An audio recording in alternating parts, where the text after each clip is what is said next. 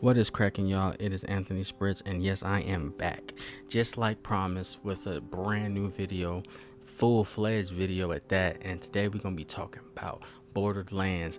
The Borderlands 4 teaser was not too long ago, and in honor of that, I'm gonna be doing some Borderlands 3 content.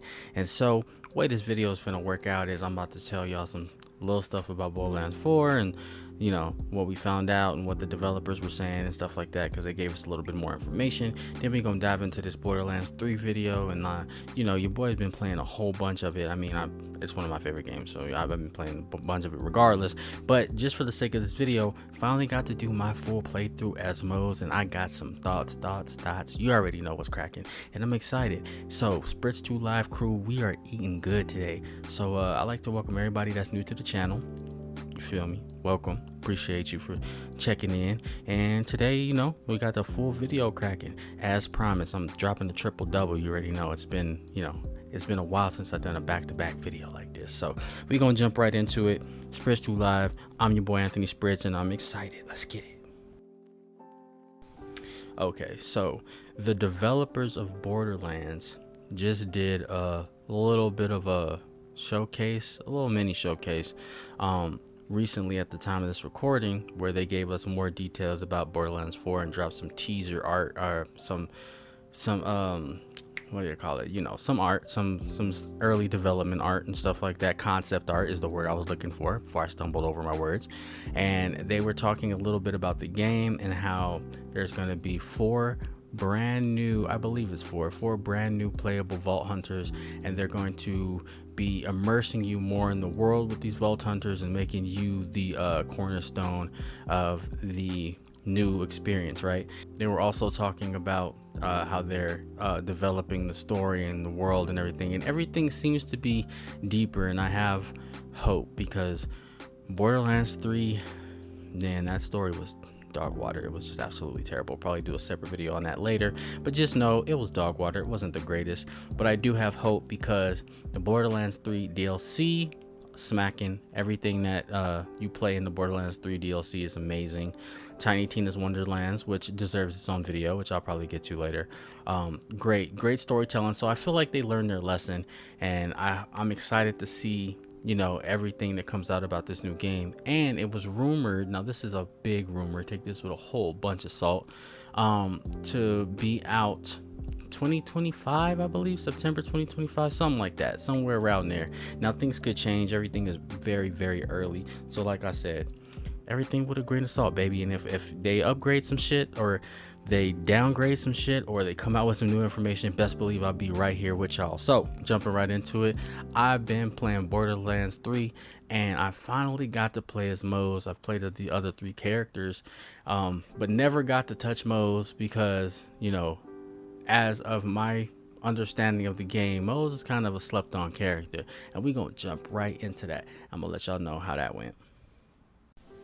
Alright, so I've been playing Borderlands 3 since it has been released, since its release. Initially, I think it was like 2019 the game came out. Got that, as soon as that dropped. And yeah, since then I've been playing as every single character except for Moze. And I've been wanting to jump back in and give her a try and see if she deserves to be slept on. And honestly, I was pleasantly surprised, like really surprised. Moze is actually a really dope character. I mean, if you look at Borderlands 3 and all the playable vault hunters, which are the characters that you can choose, I think that Moze, honestly, she just straight up deletes health bars, man. There's no way around it. Bosses, groups of enemies, she just does so much damage. And if you don't know, Moze is a playable character in Borderlands 3, and each character has their own special abilities and stuff that they can activate. And with Moze, she's more of like a soldier gunner character who can summon a giant mech in this and just go crazy, damage and explosions and shit everywhere. So me jumping into it, when I first started playing, I honestly saw Moze and thought, all right, well, this is the atypical boring way of playing, and I gotta say I was wrong. I've had so much fun with her and just playing through the story, and actually Homegirl does so much damage that I had to turn the difficulty up, which is something I rarely do because I'm just trying to get through the game, enjoy it, and then maybe double back. But yeah, Moze was just straight up deleting health bars, man. And yeah, and also personality wise, she's very interesting to me. She kind of reminded me of a different version of like Lilith in a way. You know, she has this kind of nonchalant, laid back temperament type of personality, and occasionally she'll have some like kooky things to say, but she seems like the more grounded one of the floor vault hunters you get to play in Borderlands 3. So if you didn't know, Mose's whole backstory is that she is a kind of a gunner character, like I mentioned previously, but she was actually part of a specific unit that worked for Vladov, which is one of the gun companies in the game, and they are basically mech based, right? So they are soldiers who use these mechs called Iron Bears, and they're straight up badasses, obviously. And Moze is a part of this group, and basically they're sent on all these missions, and essentially she was being blackmailed during her time in the unit or whatever, so she wanted to leave, but in order for her to leave, they basically said she had to keep doing a number of missions and things like that. However, every time she did a new mission, her commanding officer would extend it, so basically they were never gonna let her go. 5 more missions and your contract's up! Then you're free to go! You said that 5 missions ago. No, I said 5 missions 3 missions ago, and 3 missions 5 missions ago. Get it straight, soldier. Besides, numbers don't matter. Wars matter. You want to win this war or what? Or what sounds good? I don't give 2 turds in a Verkuvian ham sandwich what sounds good to you, soldier. You signed a contract. If you want to keep that Iron Bear unit, it's 5 more missions. Besides, I need you out there with the greenies. You quit, they die. Fine. 1 more mission. Where are we going? Darzaron Bay. Motherfucker, piece of me!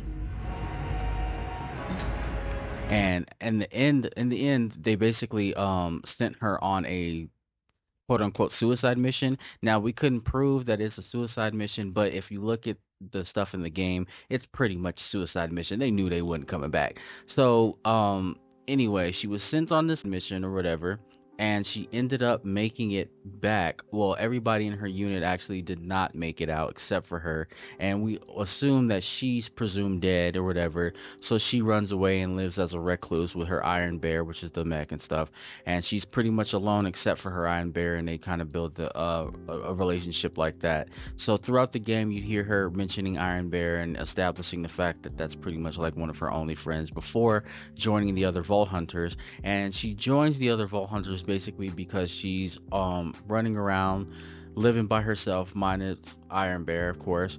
But the repairs and stuff for Iron Bear start to get expensive, so she starts to become a Vault Hunter so she could get in there, get some loot, get some cash, and pay for that and keep up the maintenance on Iron Bear. So throughout the game, you will hear her mention Iron Bear and things like that, but it's not just one dimensional, and that's what I like about Moze.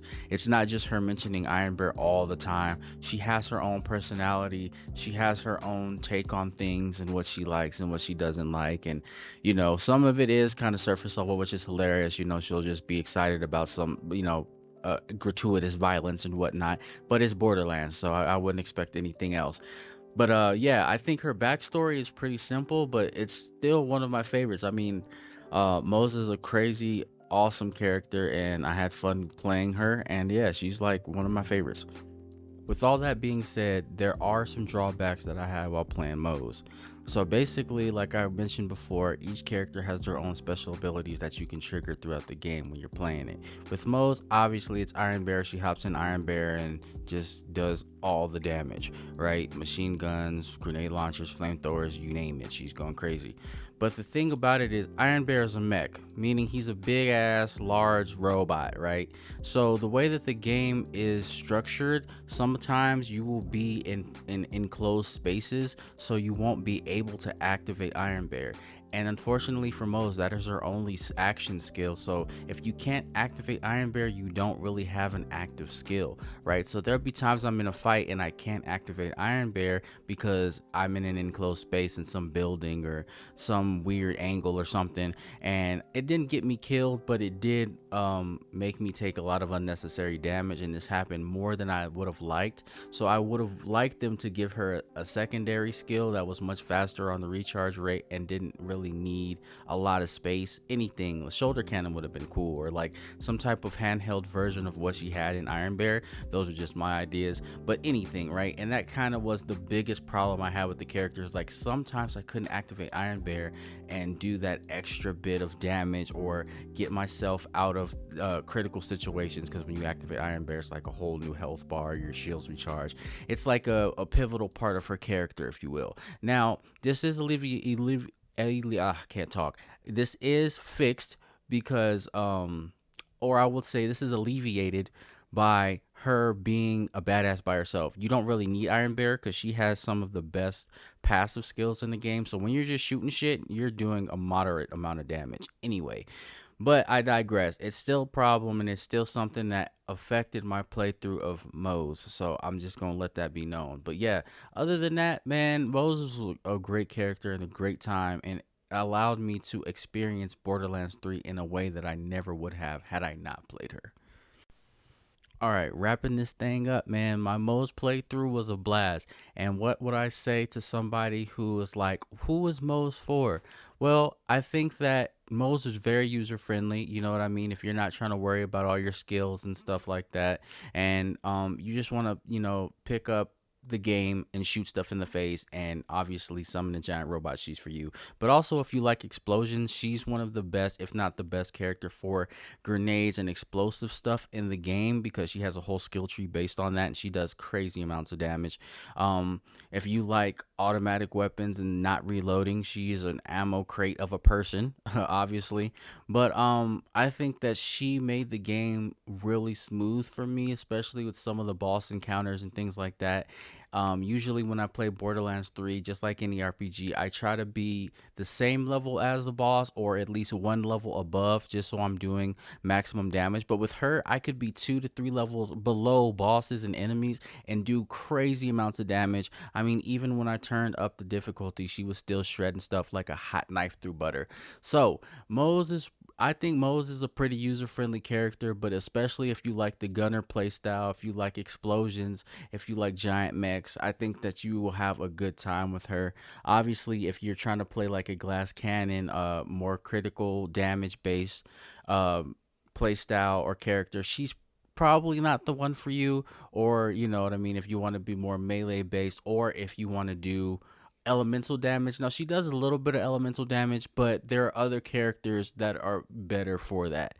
So yeah, I mean, ultimately I was actually pleasantly surprised, and it was really cool going through and playing the game again as Moze. And that's gonna wrap up my full-length Borderlands 3 video. Thank y'all for tuning in, and if you're still here, yeah, thank you again. You feel me, for hanging out with me, and like, subscribe, comment, do all that cool YouTube stuff.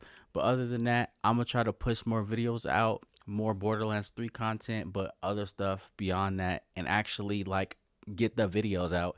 But yeah, this is Spritz 2 Live, man, and just like that, we gone.